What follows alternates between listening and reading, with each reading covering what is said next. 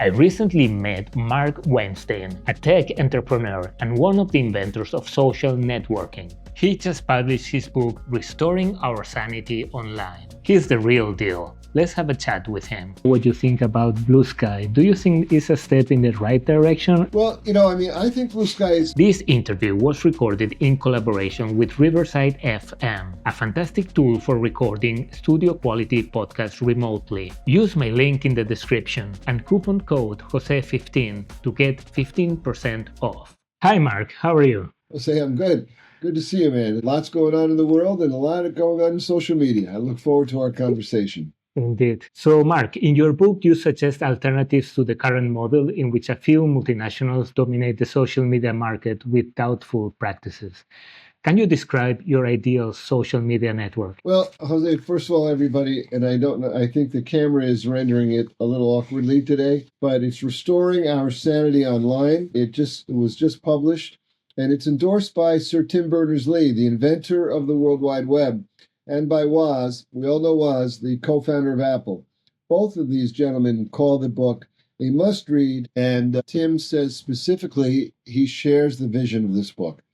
So, I'm one of the, what do they call me, an OG now?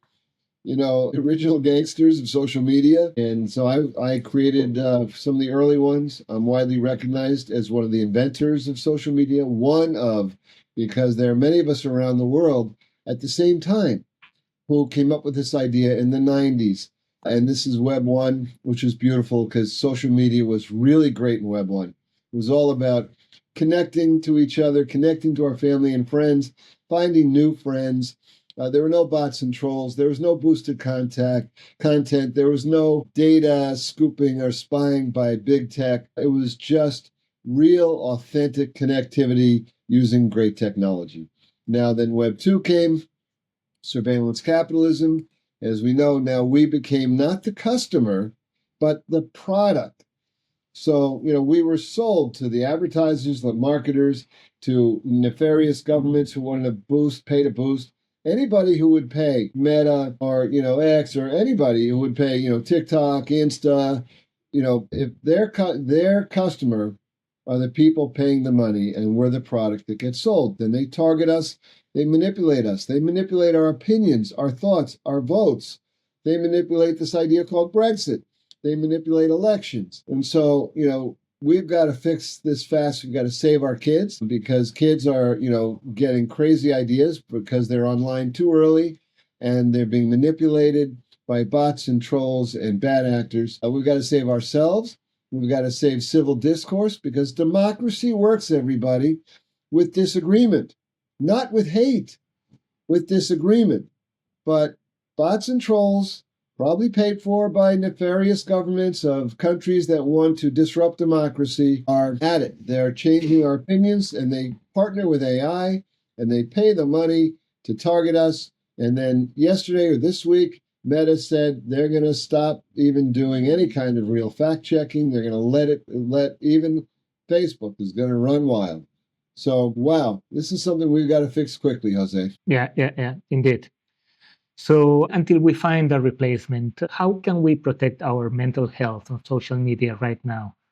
Well, there's a couple of things there. We do have to find the replacement. And in the EU is being much more strong with regulations, with laws. There's a law in the Great Britain now that will put a social media executive in jail if that executive purposely breaks the laws around violation or data protection, around privacy violations. So, but we can do a lot.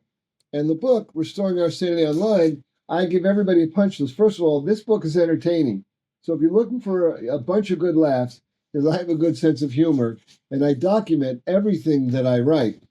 So you're going to see 400 citations, references, but every chapter is short, 6, 7, 8, 9 pages, and you're going to get great stories, great history. You're going to laugh when you read the absurdity in some of these really incredible stories about, my life in social media and social media. But every chapter also is going to have a punch list. What can you do right now with yourself, for your kids? How to spot a deep fake. So, how to stop getting, fish that where, they're tricking you into revealing your ID and your credit card and all that. a deep fake where it's someone pretending to be a political leader or somebody else, but it's really not. These are easy to spot if you know what to look for. So because we're being tricked all the time, how to manage your well-being with the algorithms, and also how to support the changes that are coming. The inventor of the web, Sir Tim Berners-Lee, has invented a great new structure called solid pods, where our data can be stored.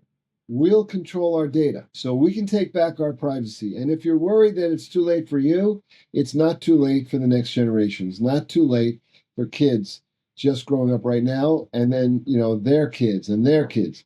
We can get privacy back and we can store our data safely and we can make sure kids are talking to other kids and not to creepy adults trying to trick them, manipulate them, or harm them.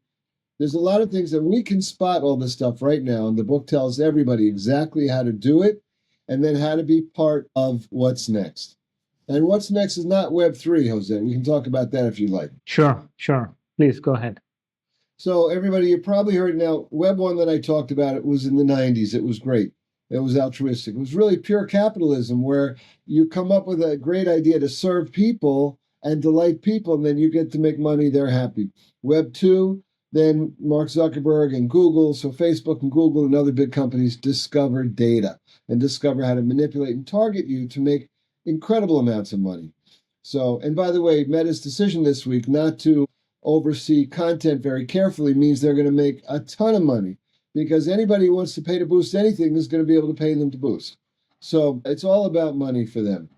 Now Web3 was this promise of blockchain and cryptocurrency and, better moderation, better anonymity, which we really don't want to support anymore on social media. But Web3 doesn't work for social media. The blockchain, it doesn't work. Countless teams of engineers have tried to make the blockchain work for a social media site that could potentially grow to tens, if not hundreds of millions of members. The blockchain doesn't scale for social media like that. So after even Tim Berners-Lee 2.5 years ago said it doesn't work because he had his teams on it. I had my teams on it. And we all came up with the same conclusion. You can't build the blockchain to scale for social media. You can for financial services. You can for other things. Blockchain has a lot of good function, but it doesn't scaling for trillions of data packets and communication stories and posts and all these things up and down across the web simultaneously in any given moment. Also, the idea of cryptocurrency for social media, which is another pillar of Web3, misses the point. And people have been trying this for 7 years now. There have been social media companies like Minds and Voice and Steam, and they've never gotten to scale, 1 million, 2 million members, because when people use social media, particularly personal social media, they want to connect.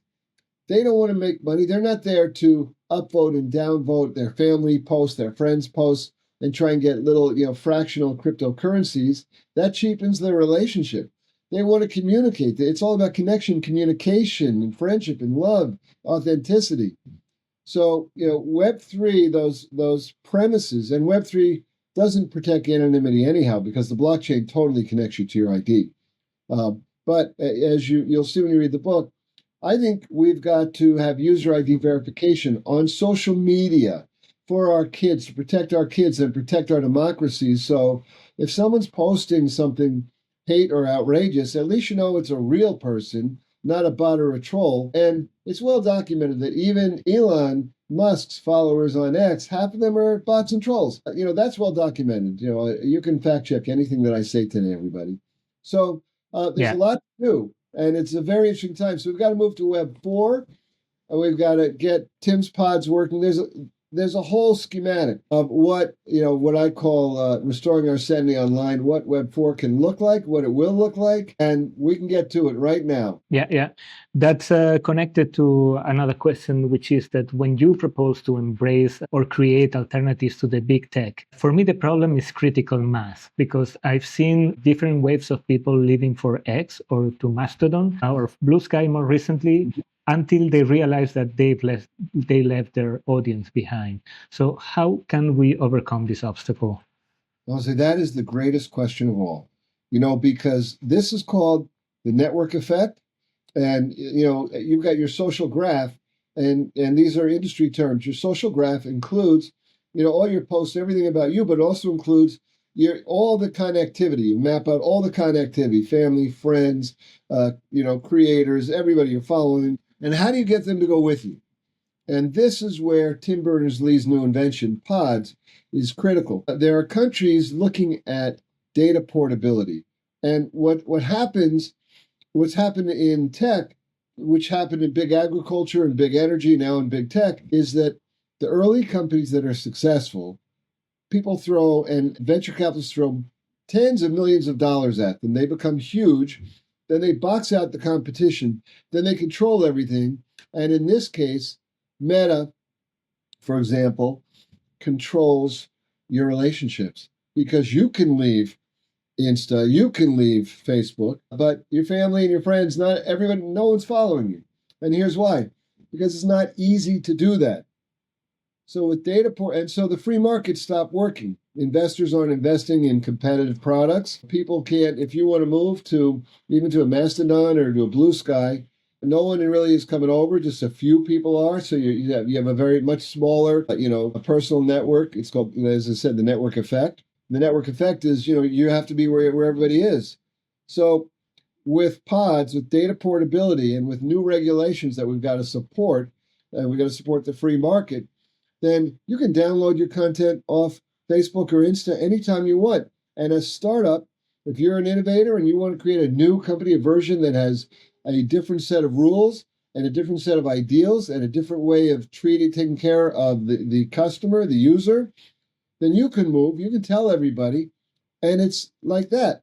They can also move. They can download their content, upload it with data portability. It'll go right in the right places, and boom. So this is what's coming, and the book's going to talk a lot about how effective this will be for the free market, and then we can choose, and our network effect, our social graph can move around with us. So if I understand well, it's the regulators who will force the big tech to take part in this pod system. Well, we need regulators, and we know that Europe's got them, and we know in the United States that there's a big antitrust case against Meta, and Google was just found guilty of, antitrust. Everybody means you're a monopoly, you're interfering with the free market, nobody can compete with you, and so the competitive spirit of capitalism doesn't work. And when the competitive spirit of capitalism doesn't work, it's no longer capitalism, it's monopolism. And that doesn't work. When monopolies control us and we have no choice, then capitalism really doesn't work anymore. It's almost like authoritarian capitalism.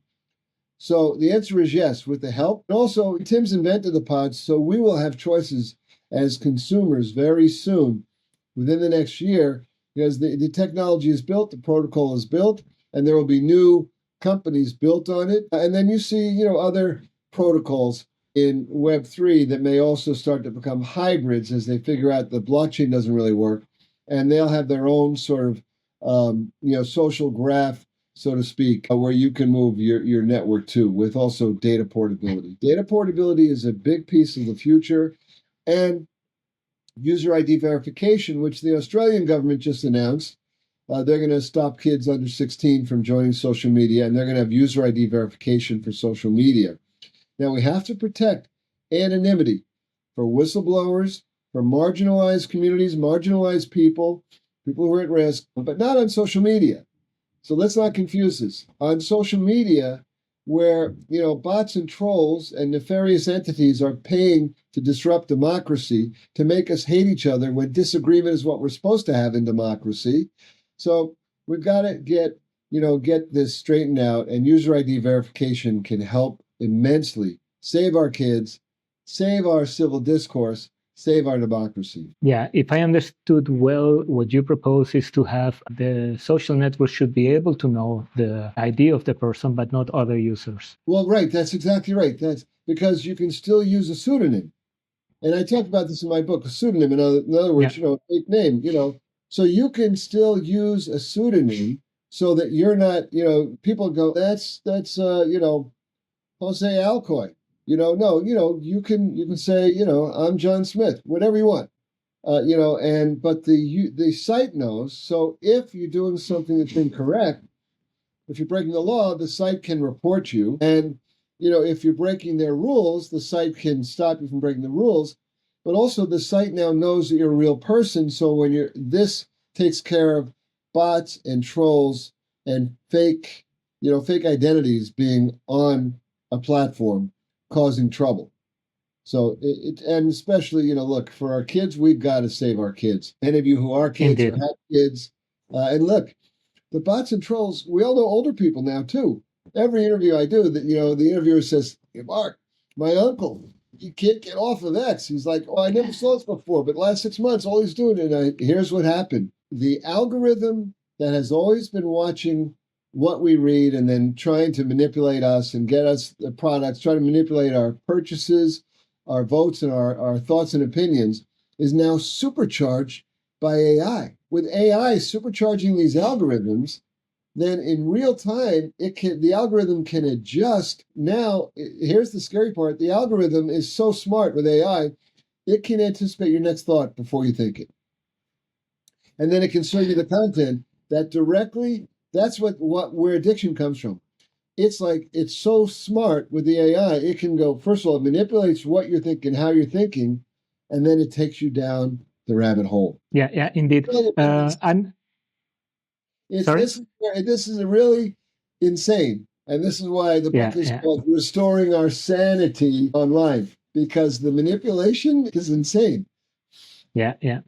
I'm curious, by the way, to know what you think about Blue Sky. Do you think it's a step in the right direction, or it's just more of the same? Well, I think Blue Sky is a step in the right direction. It's intended to be, more privacy centric, more privacy protecting, more about the user experience. Yes, there's a billionaire backing it. And this is one of the things about Web3. Also, one of my chapters in the book is about Web3. The chapter title is Meet Your New Boss, Same as Your Old Boss. Because the billionaires that funded Web2 are the billionaires funding Web3. So, Web3 isn't this sort of like altruistic, common person playing field. No, it's funded by the billionaires again. We need to nurture the startup environment again. And Tim Berners-Lee, I think, is the one who really understands that. And as Tim has told me, Tim's advised me for 14 years, thereabouts. And as Tim has said to me, over 10, 11 years, something like that, 12. But as Tim said, I didn't invent the web so that human beings could lose their privacy, so that democracy could be disrupted. His invention was to further humanity, to further our connectivity, and it was purposely in that moment for the scientific community to communicate together, and then it became broader. And he was the proud father. And now, his child, the web, has gone off the rails. We've got to get it back. We've got to save ourselves. Very good. In your book, you also suggest a different way to compensate creators. What do you think would be a fair model for rewarding them, avoiding the pitfalls that the current platforms fell into? Jose, it's interesting because not just creators, everybody, but for those of us who are just heavy consumers, you're using social media, personal social media. Let's say in the restoration network, in this new model I call restoration networking. If you're a heavy user, then there should be profit sharing. Right now, the way the current surveillance capitalist model works in Web2, you don't get compensated for how your data is used, for how active you are. If you're a creator, then you're generating, tons of money for sites, be it TikTok, Insta, Snap, or other places. Then you can YouTube. Then you get to share. But if you're just a user, but users are really what make the world go round. Creators create, but users are the consumers. So the model supports creators. People want to create and based on the engagement that you create as a creator, posting content is great, but you've got to, really get people to engage with you with your content. And so you'll get a profit sharing model because there's going to be a user advisory board as part of the corporate structure of a restoration network. It's very much capitalism. It's very much, there are new models in place called B Corps and conscious capitalism. And then average users too. Well, average, I mean, you'll be able, if you're going to share your data, or if you're just going to create a lot of engagement that's going to create revenue for the site, the user advisory board will be able to create an incentive program for users. So instead of being the product that's sold, we come back to we're the users. Our data is protected, our privacy is protected. We have a revenue share model. The sites, the companies can make a ton of money and be very successful. And it's all done ethically and, in the great spirit of true capitalism. Very good. I would like the non-profit model to take over based on Wikipedia. How can we make this happen? That's a bigger challenge. The challenge now, in this case, there's a good example here in social media called Signal. Signal, which is a WhatsApp competitor. We've got really three main encrypted chat apps. You've got WhatsApp owned by Meta, when they spy on everything you do on WhatsApp, except they don't get the conversation. So you really want to stop using WhatsApp, everybody. You want to use Signal. And then there's Telegram too. Telegram, of course, has their own challenges right now, but Signal is a nonprofit. And Signal is very ethical and very user-centric, just for the user. Remember, WhatsApp is owned by Meta. WhatsApp is a profit machine. Yeah. All the data that Meta grabs from you on WhatsApp, who you're talking to, where you are, when, all the data that they can get, they're allowed to get it because it's in their terms of service. Then that all goes into the data ecosystem, to the data packet of what they know about you.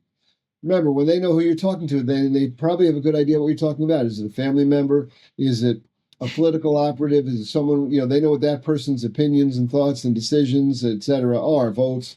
They know everything. This is also why, everybody, user identification should not scare you at all, especially for social media. Other places, we're not saying put it other places. But here's why. They already know who we are. So let's stop pretending they don't know who we are. Now, who's they? Our governments know who we are. The social media companies know who we are. The data ecosystem, which are these huge data companies, know who we are. They know how to find us, track us. They track us even when we're not logged in. It was documented years ago, 7 years ago, that Meta tracks us even when we're not a member or not logged in. So let's stop pretending that we're anonymous. There's only one entity that's really anonymous online. That's a bot/troll. They already know who we are. The governments know who we are. So let's save ourselves and our democracies and our kids and our mental health by allowing user ID verification for social media, not for other places. So very good. So to sum up, do you think there is hope? Yeah. In case you guys haven't heard me say this, I want to make sure I say it loud and clear. I love social media.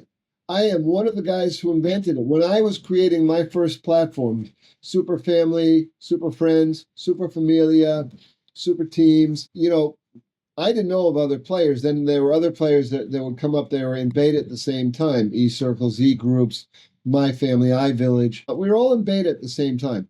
Super Family and Super Friends. My first two very successful ones were PC Magazine Top 100 sites back in the 90s. Many of you might not even realize there was social media in the 90s, and it was great. Social media was great. We had a ton of features. So I love it, and I love the connectivity. We've just got to, it's like the printing press. And maybe you've heard this analogy. Social media is sort of like the invention of the printing press, the invention of the web. And so we've just got to, it's taking a few years to sort it out.